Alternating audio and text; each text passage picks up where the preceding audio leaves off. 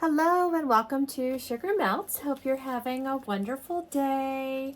So for today's video, what I actually wanted to talk about was stamps, organization of our stamps. I see all the time, everybody's always trying to figure out the best way to organize their craft space so they can see everything and know where everything is and everything doesn't look cluttered. And that is so important because it doesn't take long to get out of control, to get really busy. And so let me show you what I'm doing these days. So in the past, a lot of my stamps had come from Stampin' Up, and they came in a variety of different kinds of containers. And so these were nice because they do stack well, the stamps are protected, and they're all together. So that's really great. But as you can see, this is only 3 small sets of stamps, and it right there's it gets pretty bulky. So this is one solution for one company, but it may not be the best for other companies, especially if you're limited on space and if they don't come with a packaging. So then I had switched, and I was for my Tim Holtz stamps, I was using these. You may remember these really nice leather bound binders. I have 2 of these, and as great as they are, and they're really nice because you can put your stamps in here. They come on these plastic panels, and they fit really nice, and you can seal them up. The problem with this is it only holds 8 sheets.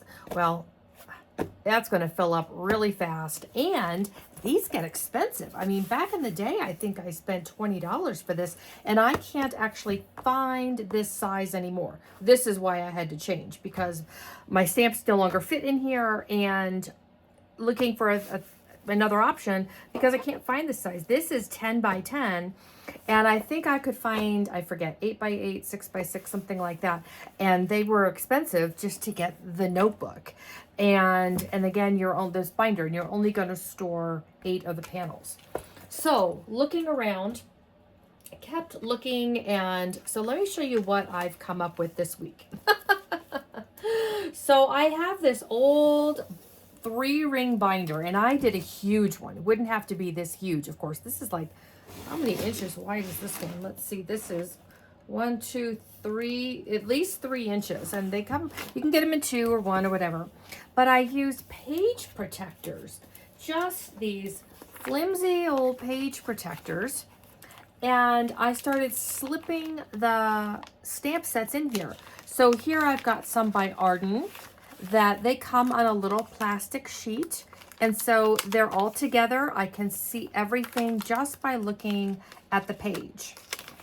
So I'm going to slip that back in here, and you can see I fit way more than 8 sets in here. So here's Sizzix. Here's a set of Sizzix stamps, some more Arden, and then another brand, and this might be Tim Holtz. Here's some Stampers Anonymous, Tim Holtz. These are the old ones that came on the sheet, the big plastic sheet. You can see where the holes are. So this one is what used to fit in the leather binder, and that worked fine, but for this brand only. So it was kind of limiting.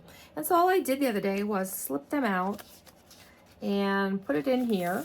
So now it's going to be really easy for me to replace it, put it back, regardless of the brand that I'm using, regardless of whether I'm mixing and matching from different sets. You can see, look at how many different stamp sets I can fit in here.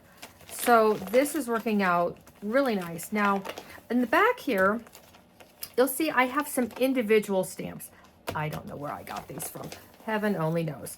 And they were a little wonky just going loose in here, which, you know, you can do. You can still throw a loose stamp or 2 in here.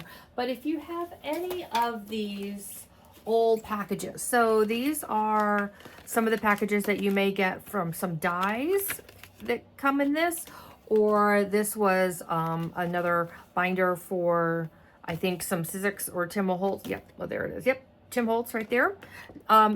Stamps can individually fit in here, so if you've been saving these, that is a great way. And then I can just pull this out, and I can access the individual stamp.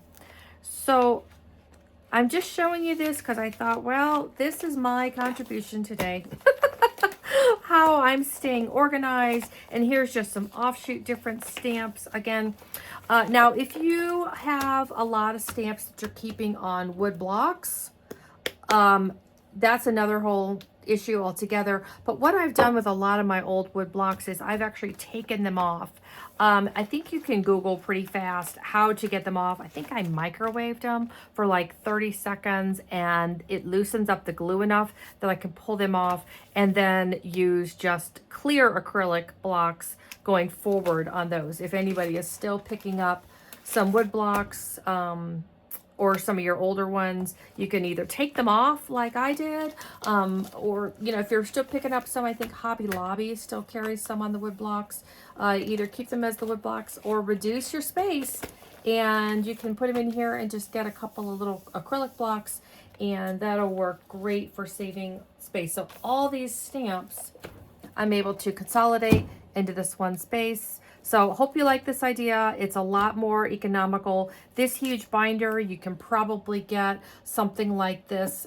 You know, Staples will carry them, but I would recommend probably, I think you get them cheaper at a Walmart. And I've seen the page protectors. I think I saw a box of 50 at Target for $5. You'd probably be able to get some at Dollar Tree maybe, or Walmart. But, you know, go to your places where you can not have to spend a fortune to get your stuff, and then you can really organize much more economically, consolidate, protect your space, and protect your workspace especially. So hope you like this idea. Just wanted to share this with you and help you get creative and be organized. So take care. Have a great day. See you guys. Bye.